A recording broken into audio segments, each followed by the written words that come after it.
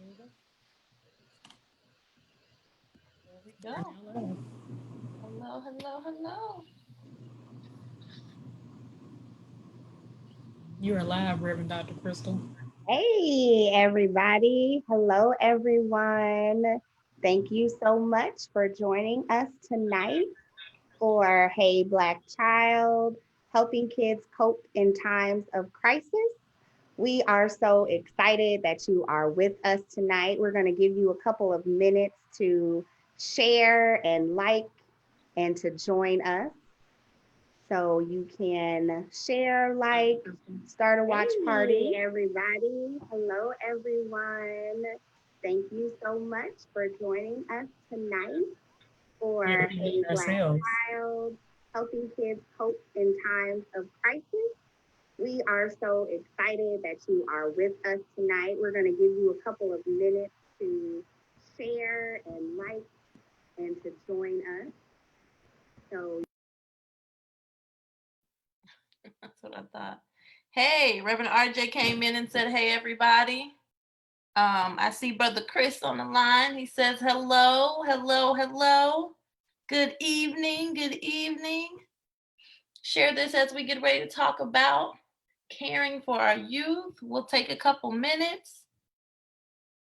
I was going to sing a solo, but I don't know if we were prepared for that during this time. You know, I've been practicing on my vocals while we've been on the pandemic. all righty. So thank you so much, everybody, for joining us this evening. We are excited that you are with us to have a conversation, an informal conversation about helping kids cope in times of crisis. We know that there's a lot going on, and we wanted to make sure that you all had some tools, some tangible takeaways that you can help as faith leaders, as parents, as guardians, as caregivers, to help your kids cope through this time. So we're going to have an informal conversation. First, we'll do some introductions real quickly, and then we'll get right into the meat of everything.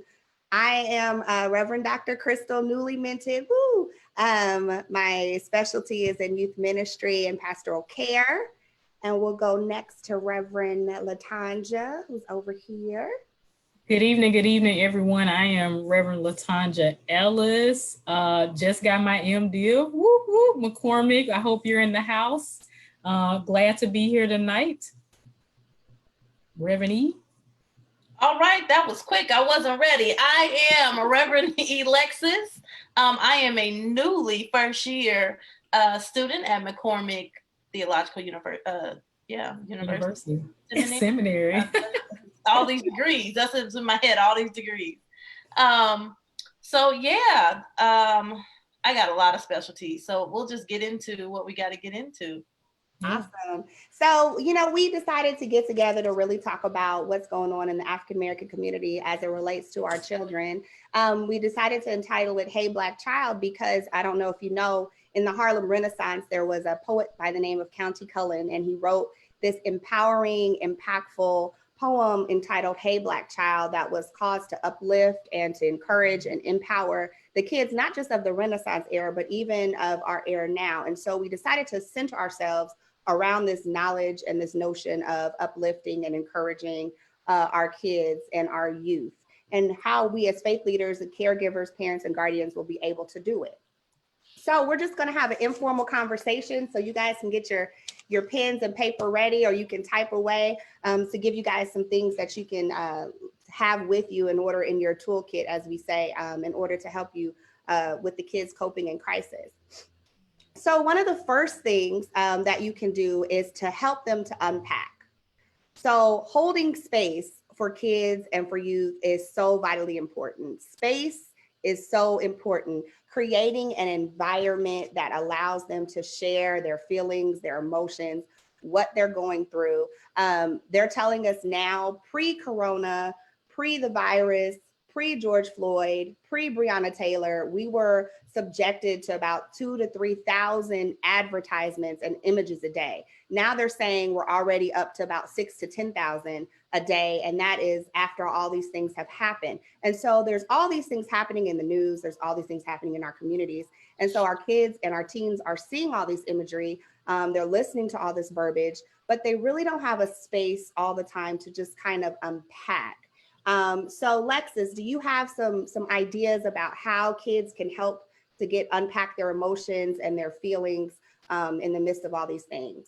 Yes, so I think when we start from the beginning and we start from the younger kids, what many people may be experiencing is unreserved anger because they don't know exactly what's happening, but they know something's happening. So they're literally feeding off of their parents. So when this occurs, there are a couple things that parents can do. And one, my specialty is always to say, it's a thing called a calming bottle. You can buy them on Amazon or you can make your own and make it a great activity. I tell people to make it simply because it's an activity that you can do with your child while unpacking. Do you know what's going on? Let's talk about it while they're in a happy and a calming space. So in the moments of frustration, the glitter bottle is simply water, some glitter glue, and if you want to get fancy with it, you can add some little trinkets inside. So you seal it with super glue, you shake it up, and the ideal is that the child has to sit still and watch the glitter fall, almost like a lava lamp. So when they do that, it causes their mental stimulation to calm down and to be able to breathe before they have something to say or they move in anger. So I do it as an adult when I'm frustrated or I'm angry. It settles your body. The sensory moment of it just settles you so you can sit, and watching the glitter does something to you mentally where you just end up calming down. That's a moment when you see certain things that are occurring, as well as paying attention to kids' actions. Your children may now be acting out completely different than you've ever seen before. So there's a thing called ABCs. So first pay attention to what they do first, that's your A, the behavior, and then what happens afterwards. So when you can pay attention to those things, that will clue you in to what's really happening and what is triggering them in this moment. So you have been watching the 4-hour George Floyd funeral, and now your kid is in the room punching walls. Naturally, you may think that is what has caused it, but maybe when you got done, you said wash the dishes. So maybe the problem is that when you told them to wash the dishes, and to Reverend Crystal's point, they did not get to unpack what they sat and watched for 4 hours. So the consequence of that behavior is now every time they don't get the ability to unpack, they begin to punch walls because that is what they have been taught. So we have to have a space where not only are we unpacking, they are unpacking, we're giving them a space to unpack, and we're paying attention to what behaviors are popping up.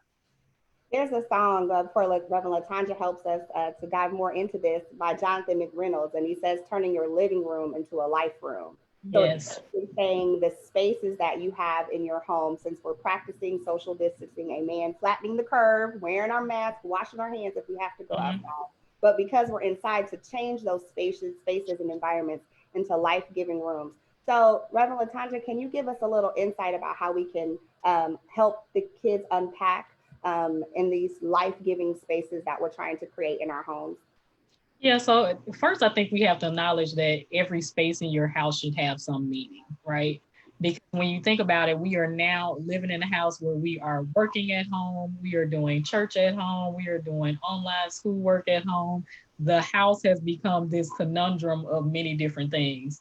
So when you talk about unpacking and creating some spaces, that means that we have to separate some stuff. So like, for instance, I'll give you an example. I don't do church at home because I don't want church to be in my house because I have so many other things going on in the house. So just like children go to school, they go to school and they sit in a classroom, create a room where that is their space to do schoolwork there. Create a room where there's a room for you to have office. And I know a lot of us don't have a lot of space. Maybe you have to section off your house in some way where there is space for them to have a little privacy, a space for you to have some privacy, a space for them to eat and have lunch and meals, family meals together, a space for you all to just chill out and kick it and text message and look at your iPad.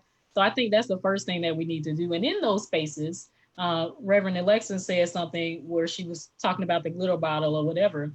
Sometimes when people are calming down or, trying to get out of the space where there is anger, parents, don't be afraid. Silence is good. Let them feel the silence. You also may have to feel the silence as well, because I realize in the midst of this, that parents are struggling with the fact that some of us don't really even know our children at this point. So take this time where we're at home to get to know your children. And it may be that something else that you can do in the house to unpack as we go through this is, the big flip chart paper, the big pieces of paper that have sticky stuff on it, or you can create a space on your wall where you just post a lot of different pieces of paper and create a feeling wall. Create a wall where today, this is how I feel. I know you've seen those little character things where it has this happy, sad face, mad, glad, whatever it is, and you move the little magnet on your refrigerator to that. Create a feeling wall for your children to say, this is how I'm feeling today. And that gives you as a parent or as a caretaker the opportunity to say, well, LaTanja, why are you feeling sad today? Or Alexis, why are you feeling mad today? Because there's so many things going on around us. And we also have to realize too that children have lost a lot of the things that they're used to. They've lost friendships. They're used to socializing. They've lost the opportunity to be independent and go to school and do the things that they want to do. So that may increase some behavior and anger that we're not used to. So thinking about some of those things. Yeah, it's helpful as we create these life spaces, as you're saying, being intentional and deliberate about creating these spaces and these rooms, possibly where your calming bottle sits and your feeling wall, excuse me, is, but to make sure that these spaces are also included, that you're included in the space to have daily check-ins. Like the students used to have a routine. Kids don't have a routine anymore. Even the youngest of kids that went to daycare or they did different things, now there's no more routine. And so though kids don't know that they like structure and routine, they actually thrive in structure and routine. And so creating some kind of faith routine or some kind of family routine or friendship routine within your home, so that they'll have something that they know when they get up in the morning, they start their day doing this. When they end their evening, they start their day doing this. And as we go into this conversation, we'll talk about unplugging and affirmations at the latter part of this conversation. But just to stay in this whole unpacking space, to give daily check-ins, to find out what are they actually talking about online. If you ask them what they're talking about, they have a lot to say.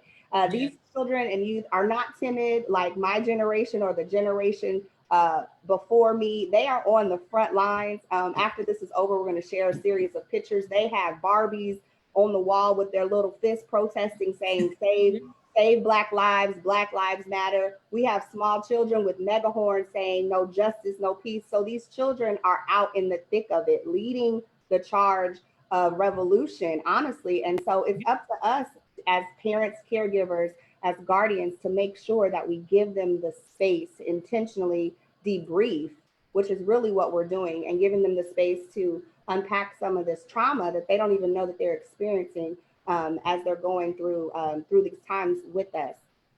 So another way that we can help to unpack is to intentionally create community. Now, we know that there are tons of churches online. Almost everybody is online now. And there's tons of spaces for everybody, but we cannot forget about the kids and the youth. They need intentional space. And yes, I know that they're always on Zoom, I know, for school, but now that summer is coming upon us, what are we going to do? That's the question everybody's faith leaders are asking, even those who are in different faith backgrounds. What am I going to do with my kid? They no longer can do travel sports. They no longer can go to summer camps.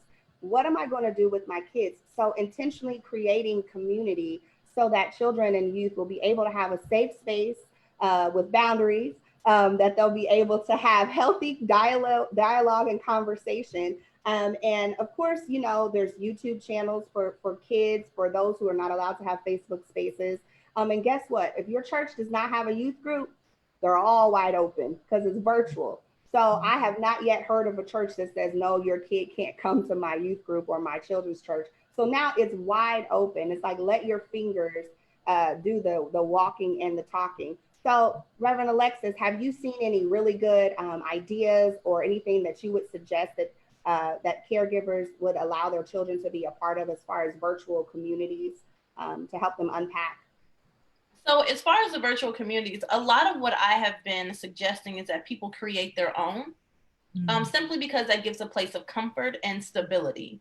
So especially if you are a part of a family who was always connected and now you all cannot connect anymore. This is the moment where you all create your own. You create your own space. Maybe you all are part of 12 different churches. So even to that point, as Dr. Crystal has said, that at that moment, maybe you all say, well, all the youth are going to attend my church's youth ministry during this time. So I think it's very important to make sure that you are keeping the connection very familiar during this time, because a lot of times we're opening new spaces, and I hate to even say new normal. Our normal is now always consistently being new. So as much as you can keep, especially for children, things kind of just stable, then they will find space of their own. Now, of course, you have the natural Zootopia for the younger kids. You have Sesame Street that is now opening up to explaining what's happening. The spaces, and to your point, the teens are finding their space, they're finding their voices, they're using their voices during this time. So they need more unpacking than really finding a space. The biggest thing I would say for teens is make sure that you're creating those boundaries for the video games, because you don't know who's, old uncles on there, but you definitely want to make sure that they are doing well in those spaces. But it's definitely, when you look at it, you really want to make sure that your community is being well taken care of in the space that they're used to. It's not that we have to keep it the same, because nothing will ever look the same again, but we definitely want to keep a sense of security. And I think that's what children are missing in this moment. Everything was stable and secure. So since there's no way we can keep stability in these moments, we can definitely, as adults and caregivers and parents, make sure things are at least secure. Your thoughts, Reverend LaTanja? Yeah. So my thought process around that is really giving children a choice, because oftentimes as adults, we feel like we know what's best for children. And it's a love-hate relationship for me, because I think sometimes we give our children too much choice. But when we're talking about creating a space where they are actually comfortable, what do they want in that space?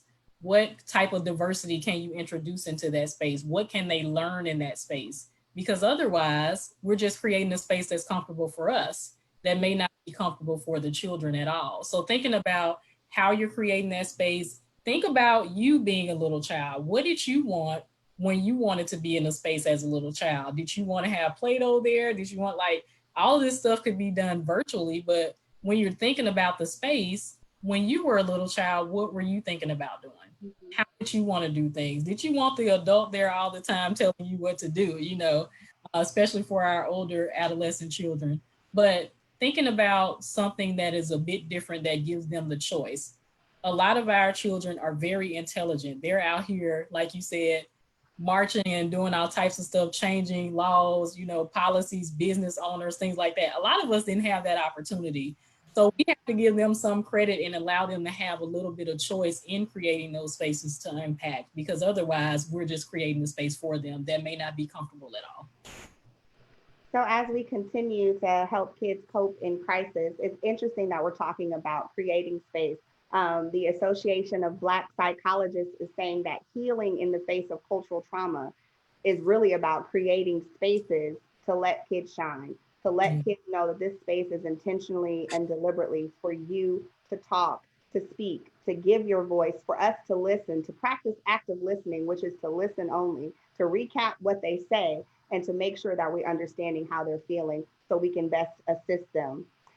So we're going right from unpacking to unplugging. And I don't know about you, but I hope that every day, all of us are taking some time to unplug. They're telling us that now more than ever, of course, pre-corona and pre-everything, we were online, but now we have no other choice. And so we are constantly online. And we're not only constantly online, but our children are constantly online. So we have to take the time to unplug, because we see so much negativity. And going back specifically to the Hey Black Child poem, they ask the question, do you know who you are? Do you know that you're strong? Do you know that you value? Do you know you can be who you want to be? And these are the types of spaces that we should be able to create when we unplug. Unplug meaning taking away digital devices, turning off the TV. Psychologists are saying create an empowerment circle or a peace circle or some kind of space where you can just either just be, or maybe you are from a pastoral care standpoint, you can pray in color. You don't necessarily have to do traditional prayers, but maybe there's a couple of activities where you get paper and crayons, set your favorite gospel song, or put your timer on 2 minutes, and you just write down whatever comes to mind. And then after that, you swap papers, you see if there's anything that connects, and you put it on your wall, and you try to look and try to have a family wall of prayer. Just something that's different than just the traditional praying. When Reverend Alexis was talking about the ABCs, it reminded me of also this ABC type of prayer model where you go from A all the way to Z, and you think of people, places, things, ideas that you can pray for. And it becomes a fun activity, because what in the world are you going to pray for that starts with a Z? We only know a couple of people whose names start with a Z, and I don't think we're going to always be praying for zebras. So, so it comes. Why not? We can pray for the zebras. Right, pray for the zebras. They need prayer too, probably, but it comes to be a fun activity that we can center ourselves in prayer together, and it can be something that you can do together as a family. We see the arts are coming out ever more even now because we understand that the kids are not in their normal spaces. And so taking off digital devices just for a moment, just so they can be, is important to help process what's going on in their lives, and also to help to get their fingers and their minds to kind of shift from, even, neurologists are saying even the blue light that we're experiencing on our eyes is affecting us. Even us sitting down more is affecting our physical activity. So unplugging, getting outside, going in nature, doing some creative things in your neighborhood. Reverend Alexis, you have anything about unplugging that would be some good activities for kids to do as far as unplugging? So the biggest thing with unplugging is making it intentional and fun. So to your point, if I know, my mother is a prayer warrior, so me sitting and kneeling with her for 30 minutes while she's praying is probably not, as an adult, as a preacher, not what I'm trying to do when I unplug. So I think we have to be conscious of what exactly, to Reverend Latanja's point, what is the choices that are available. A lot of them is definitely in a mode of intentionally unplugging. So Tuesday at 5:00, all TVs go out and we're going to do yoga, or we're going outside for a walk, or what we call in behavioral therapy, we call it pairing. So Reverend Latanja said it earlier, where we're learning that we don't know our kids. So maybe board games. Come on, Taboo. So maybe that's where we need to start bringing back certain things to just get to know your kids. Who are they? What are their personalities like? Because as before, pre-COVID, we were running like crazy. So what happens when you sit down and you play Monopoly? So when they hear the young lady who gave the explanation of what's happening through Monopoly, or let's just sit, like I said, Taboo is I feel like that's the Black fave. So when you sit and you play Taboo, you get to learn personality. You get to teach different things. You get to mold. So it's a lot of pairing with your family during that time. I am a huge board game, Uno, card gamer all day, because number one, we have to sit around the table when a lot of those things happen. You have to sit in an enclosed space. So in an era where we are meant to be far apart, the moment that during this unplugging that we can be close is the best time to do. So whether it's choosing which kid gets to pick the game for the night, or even, maybe there's some type of token or plan that you all have scheduled out, but making it intentional and something to look forward for too. So it doesn't have to be every Monday night at 5, everybody's got to play a board game, but hey, Thursday nights is our board game night. Monday is slushies. We're now cooking dinner together. So things like these are just family activities is when I would say the unplug happens. When we unplug, it's not meant for us to unplug alone. Unplugging is definitely the time that we gather together.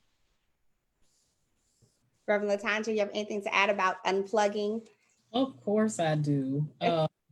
So I am a big fan of board games. I look like the board game competition in this house is amazing. Like Monopoly comes out, it's a problem. Jenga comes out, it's a problem. It is a competition in the house. And every year there's this annual thing. So make it a competition.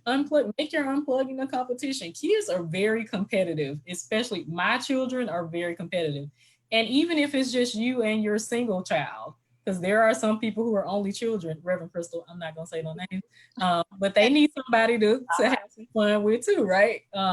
One thing that I would suggest that may be interesting for people to do is do a scavenger hunt in your house.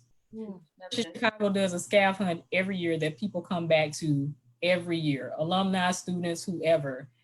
Be creative. Get, like Reverend Alexa says, get to know your child. What are some of the things that you think they can remember as they were growing up? Like, where's the place in the house where I, took your measurements on the wall, and then put the next clue there. So make it a learning adventure, make it fun. And I also want to say, don't make unplugging a punishment for your child. Us want to make that negative thing happen, but if we want to do something that is positive, make it something that they want to do. Don't make it a consequence of something that has happened in the house during the day, because of course everybody makes mistakes, parents make mistakes, children make mistakes, but don't make the unplugging something that's negative. So that's the one thing that I wanted to say. Absolutely. And with, excuse me, with the states opening back up and kids going back outside, people are even saying, is it okay for them to wear their mask and possibly go on a bike ride with some of their friends and, going outside and even getting chalk? I'm not saying graffiti walls, but, chalking the sidewalks is becoming a new thing for kids to go back kind of to the basics where we had jump rope and we were outside doing hopscotch and, well, I didn't do hopscotch, somebody did, but jump rope and playing with chalk and things like that, and unplugging and really connecting with God in nature. And even having conversations, having a family walk. And looking at nature, looking at the trees, looking at the changing of the leaves, looking at the animals, really kind of just taking it all in. Because a lot of times before we hadn't had time because we were all busy, scattered, doing so many things. But now that we're together, to really carve out some time where it's family time or it's friend time. And I know for some parents, they are essential workers. And so for them, this is something they would love to do, but they may not be able to do. So invite your other family members who live nearby to kind of be a part of that village, to help to create that kind of space. And if you don't have family members that live nearby, I'm 1,000% sure your youth leader at your church will be more than willing, or any of these youth leaders that we see will be more than willing to help you to create that space or give you some ideas to unplug. Journaling, doodling, artwork, Play-Doh, all these things that use your hands and your brain and your sensory organs are something that's really good for us to kind of just get away from all the imaging and all the things that we're seeing. Not to say that it's not realistic, but to give them another option and alternative, so they don't have to be on social media and on the television all day. Yeah, Reverend Latanja? I was going to say too, something that I discovered this weekend while I was visiting my aunt in Mississippi, because she just turned 84, and the family was there for a few minutes. I realized that the younger people in our family didn't know a lot. They had never been to the cemetery to find out their family history. They didn't even know happy birthday to you. So that can be an opportunity for parents to share the family history, to talk about who married who and what happened in this situation, because oftentimes, throughout life, we lose some of those great stories that one person in the family may know, and it may be super hilarious. So this is an opportunity for us to even share our heritage in the midst of unplugging as well. That's wonderful, especially since Reverend Alexa said some of us are cooking more. Maybe you share a famous recipe that you have from great grandmother, or you make cookies together, or taking more time, because now that we have more time, to take the time to be intentional, to spend it with our children and with our youth. Now, while we're talking about unplugging, when we do choose to plug back in, there are opportunities even in plugging back in to still create community. I know that people are on Zoom, and they're on YouTube, and they're on Facebook, and with this new creation of creating a room within Facebook. But then there's an app that I know you guys know about it, but some others might not know, called House Party. And House Party is an app where it literally forces you to create community in a very short amount of time in an informal way. It's free. You download it on their phone. They can have up to 8 friends, and they have already tons of preloaded games already there. You can play. I played Pictionary the other day, and then it was like name that song. So they played a snippet of the song. You had to hurry up and text what song it was. Of course, they had Heads Up. Now they got for kids they have Animals Up. So you have to pretend that you're an animal, and everybody else has to guess what kind of animal you are. You know, just fun ways to be creative, to create community that is not too heavy, but it's just something that allows them to be a kid as much as they can be a kid in these times of crisis, and just to kind of get their mind off of what else is going on. They're going to have to plug back in eventually, but this is another alternative of community, of creating community for them and to them. And then even, you know, to create Christian community or spiritual care community, to engage in the things that are out there. Technology is a blessing and a curse, as they say. It's a blessing because it has everything. It's a curse when it doesn't work. That's what I feel like. But there's a couple of devotions and things on YouVersion, which is the Bible app, that are specifically just for kids. They have things from 0 to 5. They're little video vignettes that you can watch with your child in the morning, talks about stories of faith. Then they have things for middle schoolers. And then they even have pre-programmed teenage devotionals where you could just create a space for your youth and their friends to go through a devotional. And it has a space where they can type their feelings and their emotions. And they've even created a space where the kids can have their own prayer list, even within the Bible app, where they can pray for each other, or if they're online at the same time, they'll know that they're online and they can connect with each other, because it's still important to make sure that we're fostering their spiritual formation, even in this time, and doing it in creative ways, because we no longer can physically go to church. We can still bring the church to us, and we can still help them to create community in that regards. Anything else about creating communities? Any other cool ideas? I know we've gotten this huge TikTok community that has been created amongst the young people. And I'm loving the way the churches are plugging in, and nonprofits for kids are plugging in to have challenges, scavenger hunts, photo hunts. Put it out on your page and say, hey, the first person to, you know, with their friends to find this will get a little prize. Maybe it's a $5 Amazon card or something that they can order from their house. But there are definitely some ways that we can help to foster and create their friendship spaces and communities. Yeah, absolutely. I have seen several different where people make the face posters, and they have a lot of youth leaders, and they've been putting it around, or they're passing it around the group. It's awkward, but you're looking for Reverend Lexus. Where is she at now? So I may start at Dr. Crystal's, and Dr. Crystal now takes it to Reverend Latanja's house, but it goes from there. They do different things like that. To your point, different curriculums in different places where you can find devotionals and things and different places for them to connect to. So I really thought the going from house to house, dropping things off is pretty, that was, for me, I was like, okay, I see that. That was a good one. Because I mean, our church is spread out. So when you have certain things like that, and even family members are spread out. So if you know you're going over to drop off something and you leave this mysterious item for the next family member to come to pick up, it has to happen, right? You got to get up and go before it rains or before something happens. So it creates a sense of community and excitement. It does. And especially when we continue talking about creating community and making sure we're fostering spiritual care, you know, we don't have to go back to the traditional Bible. We don't have to go to the KJV or even the NRSV. Now they have even this Bible. This is a whole comic book Bible. It is. Nice. There's brown-esque people. I'm not going to tell you that there's all brown people, but there's some brown-esque looking people. And there's also crayons that we can color to make them look browner. But this is the Action Bible, and we'll make sure that you get this information to see how you can purchase this Bible. But there's tons of biblical literature out there and curriculum that you can find specifically that caters to kids, to teens, to tweens and youth. We know that teens and tweens are mostly on their digital devices. So the Bible app is a really good way, as we said before, to help them connect. But for smaller children, to make sure you have, as they have termed it, godly play with them. So maybe you're taking your Play-Doh and you say, today we're going to talk about creation. What do you see outside the window? I know we can't play all the time outside, but what do you see? And they see a tree. And so you guys create a tree together out of Play-Doh. Just getting really creative, as they said, to get to know your child again, and to also infuse the word of God in their life that they don't even know it's happening while it's happening. And so there's many different ways that we can continue to help them to unpack, to unplug.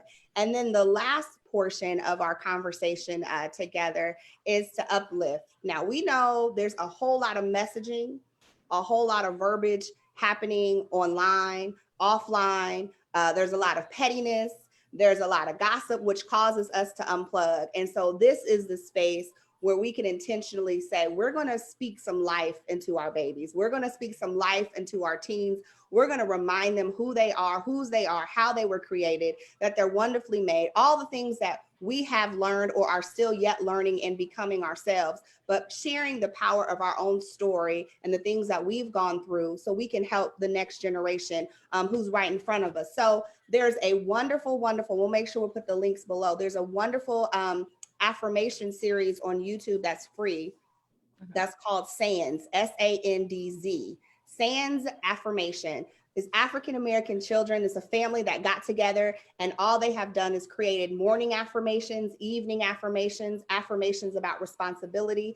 And there's a tune and a song that goes with it. And so subconsciously throughout the day, when kids are thinking about different things, that song is still playing in the back of their head. You know that Lamb Chop play along song? Yeah. Oh, yes. And it's just so annoying, but they have in like a tune that is very different, but it replays over and over in your mind. And even when I'm thinking about it now, I hear, I am strong, I am brave, I'm courageous, because it goes with the beat of the music. And we already know we're a rhythmic people, and you know that we've always enjoyed music. It's literally in our bones. And so this is just another way to help to affirm our children and our youth and even our teens. They might not say they like it, but they actually do like it. But there's different ways that we can help to affirm our children. There's other ways, and then I'm gonna pass it over to Reverend Alexis. These are scripture tiles. I don't know if you can see them. The first one says, do justice, love kindness, and walk humbly with your God. And so basically all I did was I picked some favorite scriptures, I put them on cardstock, I got a hole punch and put them on a key ring and send them to kids so that they would have some uplifting messages to carry with them, throw in their pocket, put with their hand sanitizer and their gloves, keep, wherever their sacred spaces, as Reverend LaTandra was saying, their meditative space. But also you can do something with these with little kids, because we sometimes focus on the older kids, to take a Bible scripture and maybe you make a poster out of it. What does it look like to walk humbly? Are the people sad when they're walking humbly? Are they happy? Are they angry? So you can kind of expound on that with art and with the scriptures with small children. Lexis, what other kind of things can we do to help uplift our kids during these times of crisis, to help them cope? So to kind of piggyback on what you were saying, I would definitely say take a word. So the creativity in a word. So whether the word is creative, right? So you get that word and that's the word for the day, and make it a game. So to your point, so, oh, did you see creative, or, oh, was that creative? So you go through that throughout the day, and then making it a lesson. To your point, you don't know you're talking about God in the midst of it. Oh, look, the sun is creative today. Well, how is that creative? I'm big on the do-it-yourself project, simply because when mentally, when you have to do it yourself, you remember what you were thinking about at the time.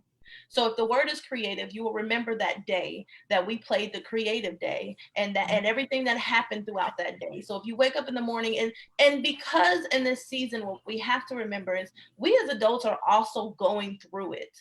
So if we equally connected and wake up with a word that says love, you know what, today I'm waking up and it's love.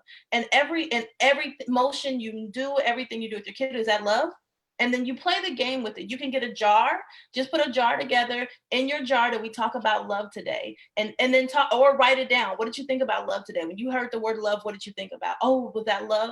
And at the end of the day, you come together and discuss what was love. And it doesn't have to be a full Bible study, just a simple, hey, we talked about love today, and this is what we all thought. And maybe that should generate some deeper conversation to connect everyone, to uplift. Coloring all day long. Amazon is full of any kind of coloring book you will ever need in life. Exactly. Color to, and people don't realize it. You didn't know when you was in kindergarten why you colored so much. It is because it is mentally stimulating and calming. So that is why they pushing now for everyone to color. Coloring is amazing. It will transform your mind. So that's why coloring is huge during these times. And pick a coloring book that's uplifting. So don't pick something where, they have coloring books you can cuss people out. Don't pick that one. Pick the one that is telling you peace, love, and joy, that's giving you a sense. This is also a good time to expand your music. started learning different music, different genres. So even in the moment, so again, you wake up and if the word is joy, then we're playing all joyful music throughout the day. The kids will enjoy being a part of that. And understanding that they played a role in that and what did joy mean. So at the end of the day, when they posted joy on their wall, they remember mom was smiling while she was cooking or dad was happy and dancing, and we haven't seen that. And it will literally impart from your brain to your body. So now you're doing full body work in terms of understanding what's happening in this moment, because we're all looking for joy, we're all looking for peace. So understanding that it's not just a youth journey, it is literally a totality of a family journey that we're all going through. So when you look at it from that space, not demanding, but from a space of enjoyment and uplifting and just finding things, because as adults, we know the words that'll make us smile. So finding those words simply and throwing them out there and saying, today it's smile. And kids will get to Reverend Latanja's point. Kids will get like, oh, I know how many smiles I'm gonna get today. Don't worry about it. Like, so when you get that type of excitement, your day just transforms. So making it interactive for them, just little creatively come up with something. And if they move with it, they move it. They don't come with something else. But I'm big on do-it-yourself projects simply because the mental stimulation that is involved ends up being the totality of your body and the systems that is within it. Mm-hmm. And to your point to that, Reverend Eve, now with meditation, and we have, Sister Jamila is our 4th district dance director. She does yoga with children and with breathing practices to help you connect with your breath and to connect with your body and to be physical, as you were saying, because we've been sitting for a long time, on Zooms. They've been going to class. They've probably been on their iPads. Now they're on their video games. And then there's whole video game communities that are on top of video game communities, that they have a whole life that my cousin was showing me. And I was like, it's a little bit too much for me, too realistic. But so really helping them to get up and to do something and to affirm them that it's okay to unplug, to unpack, to get away for a second and kind of move and get your body moving and get your mind moving and get your fingers moving and doing something different than just being able to sit down and to virtually connect with one another. Reverend Latanja, what are some great ways also that we can help to uplift our kids during this time? I got a couple of different things. Reverend Alexis was talking about coloring. I was the child that never colored in the lines. So color outside the lines, just have fun. Like, don't get mad, parents, when the child is not coloring in the lines. I was the child that never colored in the lines. So just letting that be okay. It's okay to have things that are not perfect. And the thing that I want to say is to parents too, you're not in this alone. If you've ever heard that it takes a village, it takes a village. Sometimes we get up and we just don't feel uplifted ourselves. Mm-hmm. Find someone else who can help you through the day. It may be a friend, it may be a youth leader, it may be another parent, it may be a neighborhood person who's like the soccer mom or whatever. Whatever it is, connect yourself with somebody who can help you get up to the place where you can be uplifted as well, because we all know children take cue from us. So if we're in a funk, they're not going to be uplifted either. One of the things that helped my son along the way was that structure. So every morning he got up, there was a schedule on his wall in his room. There was a schedule in the bathroom that said, hey, Kenyatta, you're going to do this, this, this, this today. You can also put affirmations on that mirror in the bathroom that says, I am strong, I am this, I am that, whatever it is. So they can continuously read that every day, listening to podcasts that may be for children who, of course, while they're sitting there doing their work or while they're not on Zoom, they can be hearing things that are uplifting for them in the space, in the atmosphere. And then also something that Reverend Alexis said, like word jars. I have a scripture jar that I just have little pieces of scripture cut up in a jar. I pull one out every day. I look at it, and you pick out those scriptures that bring you joy, the scriptures that that allow you to think back on things that will be powerful for you in your life, that may be powerful to you and your children at the same time. So thinking about having a scripture jar, and then also thinking about having, that gold star wall that the teacher has, mm-hmm. Gold star, the red star, the green star, whatever it is. Mm-hmm. One of those in your house. When they do something great, give them a star. Put it wall at the end of the week. Give them those little store bucks or whatever they get. Give them some uplifting bucks so they can go to the store and buy something in the house. Create this in the house because they're used to things like that. And I think that will give them something to look forward to at the end of the week. It will help them better understand those words because they want to get that gold star. All of that. So you have to connect a lot of things for children to be able to function because they want to make you proud. And of course, the other thing is creating a space of respect in the midst of trying to uplift them. As a parent, you cannot degrade a child. They should not be screaming at you. There should be a mutual thing of respect in order for you to uplift anyone. So I just wanted to make sure I pointed that out too. Absolutely. It's they can find enough negativity if they log into Facebook, even if they don't have a Absolutely. Facebook and they have a fake Facebook, Right. or even if they go to YouTube or Instagram. There's enough negative energy and images out there that we're called to be those light bearers and those hope bringers, and to make sure that our kids feel valued. They know that they're valued, and that subconsciously is constantly in their mind, so that when they are when people do say things to them that are negative, that they can be able to combat it internally and externally without a drop of a dime. Or that's our hope and our prayer. So we talked about tangible takeaways that you can do with your kids to help them to unpack, to unplug, to uplift. We also know that there's many different art activities and dance activities that you can do. And guess what? Since now we are virtual, summer camp is coming up. But guess what? People are doing summer camps virtually. They're decreasing the prices so you can put your kid in a summer camp that you possibly may not have been able to financially afford. Churches are doing virtual VBS. If you look on Facebook and you just type in virtual VBS, and guess what? It's open to everybody, and you might even find a free one. There are some that are having a cost, because they're sending materials to your home. There's tons of things. Pinterest is your best friend. If you've never heard of Pinterest, go to Pinterest, put up coloring sheet, praying idea, make a calm jar, anything that we've talked about. I promise, if you type it up in Pinterest search, it will come up, and it will help you to be able to facilitate some of these ideas and some of these things that we have been talking about this evening. As far as it goes, as continuing the conversation of being able to help kids cope in the time of crisis, coping is not necessarily saying that what is happening is not real, but it's really just trying to help them to process it from where they're standing. We're all in our 20s and 30s and 40s, even on this call, and kids are seeing the same exact things that we're seeing. But the scientists and the neurologists are telling us they're even seeing more because they're literally physically at a different level. So when we see something on television and our eyesight is drawn to the posters of Black Lives Matter and all this thing, their eyesight is drawn to the ground, which someone could be on the ground. Somebody could be, hurt or harmed on the ground. And that's where their eyesight is. So let's keep in mind that what we see together as a family, we're all seeing different things. We're all feeling different emotions.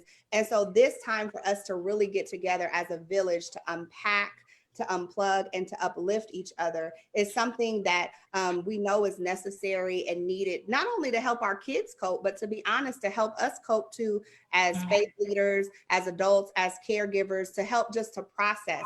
Some circles call them empowerment circles or peace circles or moments of sharing. But as Reverend Latondra was saying earlier too, some of our kids don't know our history. And so this could be a time where you share not only family history, but you share your faith history.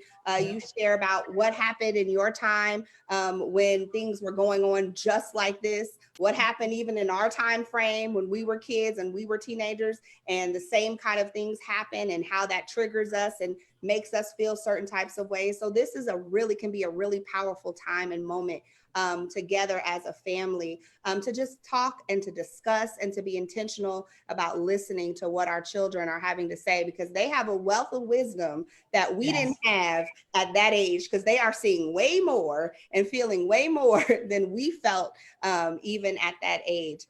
Yeah. Alexis? And because of that, there are some things that people can purchase. What I'm realizing even with my own self, sometimes I'm having an emotion that I cannot unpack. So with that, The exercise bands that many of us use, pulling those are good stress relievers. If you even look at the putty, so there's a thing called TheraPutty that you can use. It's a lot stronger than the normal Play-Doh. So you have that. There's also running stairs. The pressure of going up and down the stairs will relieve stress, as well as swinging. So if you're going to the park and you notice that your child has had this space or been in this day, swinging may also relieve some of that vestibular activity. You also want to look at the weighted blankets. Now, I knew it was really big and Walmart had a huge craze over the weighted blankets. There's an art to it. And during these times, weighted blankets does give a sense of stability and security. So when you have those, now the catch is that the child is not supposed to sleep in the weighted blanket all night. So it's literally supposed to go into certain spurts. So 15 to 20 minutes, then you go and take it off once they've maybe fallen asleep. But it is something to look at and to understand, and for us to lay under weighted blankets and things. But sometimes we have to address the feelings that we cannot verbally express. So when those happen, it's very good that we take a step back. And you may have to, and listening to your child in a different manner, of understanding of what they're saying to you. They may not, what's wrong with you? I just don't know. And if that's what you're hearing, those are the times to take a walk. Let's go take a walk. Let's go run the stairs. You don't need to talk. So as Reverend LaTanja said, we don't have to have silence is key. Let's just run these stairs until we can't run them anymore. Let's just pull this exercise band. Let's just play in rice. Get a bucket of rice. Let's just play in rice. There's a list of things that can be done. As Dr. Crystal said, if you go to Pinterest and talk about calming activities, there are a list of things just to calm our bodies, because we're all on edge. So knowing the ability of how to just breathe and calm that out is really exceptional during these moments. And I also want to say too, even if you have, I don't want to miss this while we're talking about it. If you have done all of these things and there are still issues with your children, there's this stigma around taking children to see therapists or psychiatrists or psychologists. Sometimes some of this stuff just does not work.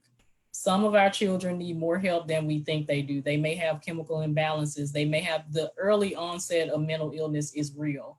And when you have trauma like we have trauma now, children are continuously seeing trauma over and over and over again. Social media plays things over and over again. Think about how many times they've seen the George Floyd video, just in general, or the Breonna Taylor, whatever it is. They've seen this stuff over and over and over again. And as we share things, they are being traumatized, which continues to live in their life every day. So some of the stuff that we're talking about, there are mechanisms to cope, but there are also some professionals that need to be involved as well. Some of us go to our pastors or our faith leaders to get some direction, but pastors and faith leaders also have to realize that there are times when some of our young people need additional help. And there is nothing wrong with taking your child to a therapist, taking your child to someone who can help you sort out what is going on. Because again, you may have done all of these things and it may not have helped.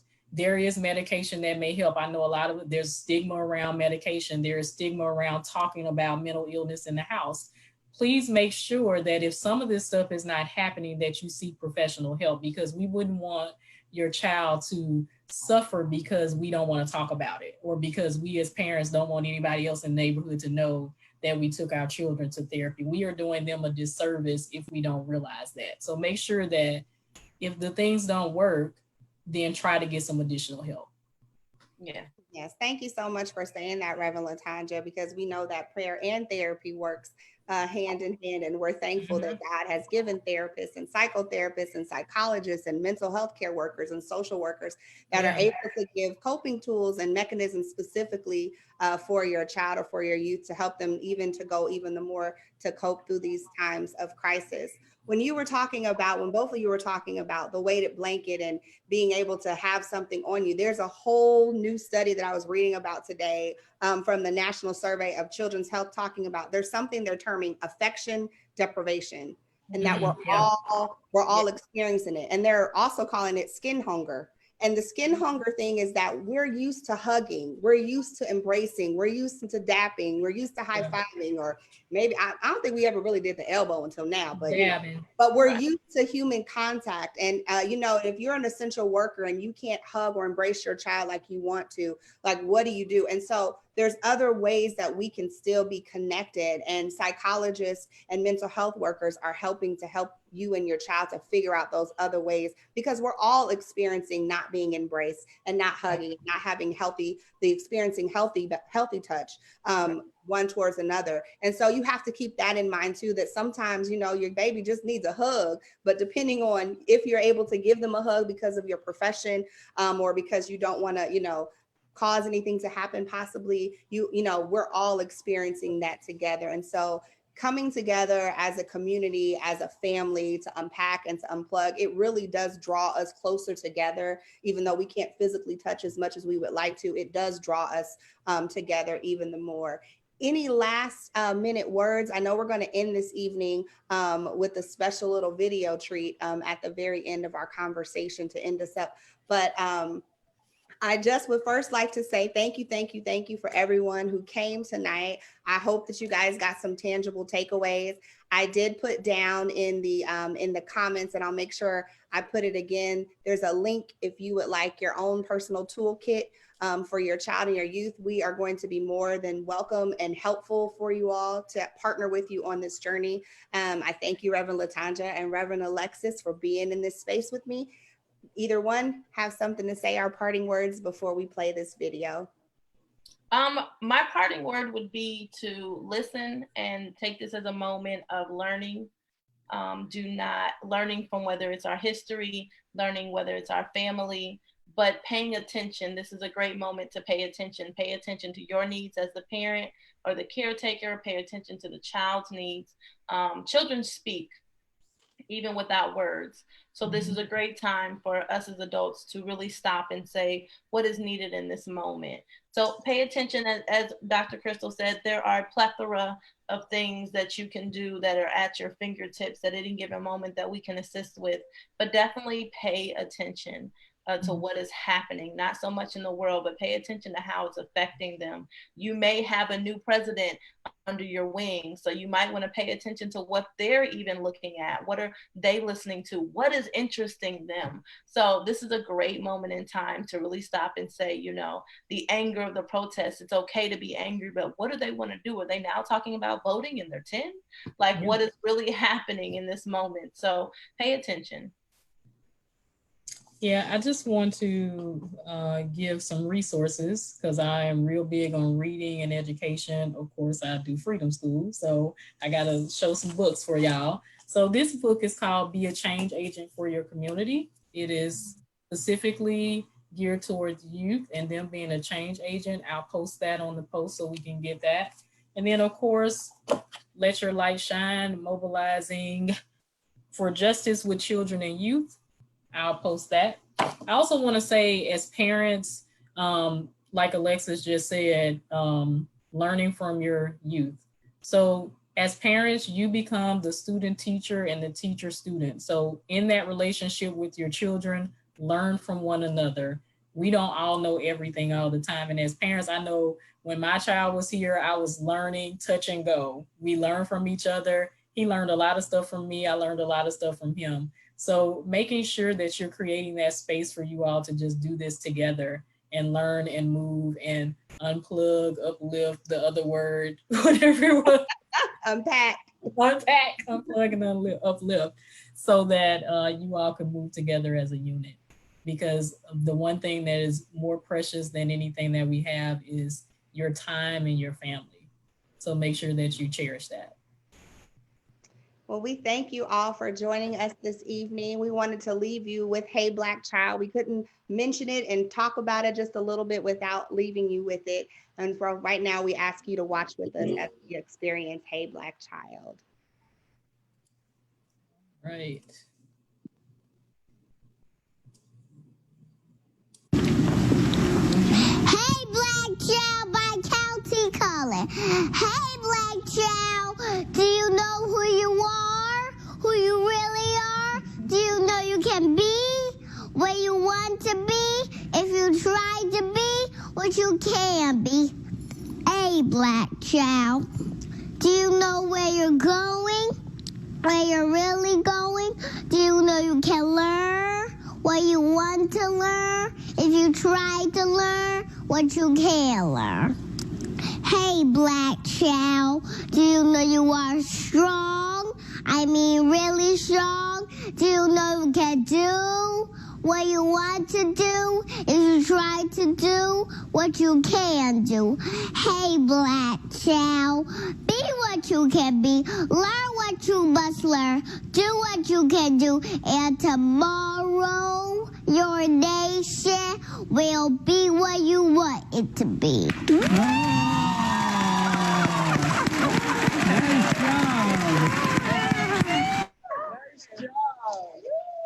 I love it. We hope that you've enjoyed this evening with us. We are going to be posting some resources so that you'll be able to connect with us and to have those tangible takeaways that we talked about. We're also going to have, there's a library of activism books for kids. That's a free resource, and you actually click on the book and it opens it up and it gives a preview about the book that we're going to share with you as well as we try to continue to help our kids cope in this time of crisis. We will see you next time. This is not the only time you will see us, but we are sure that this series will continue. All right, we pray you have a wonderful evening. Thank you so much for joining us.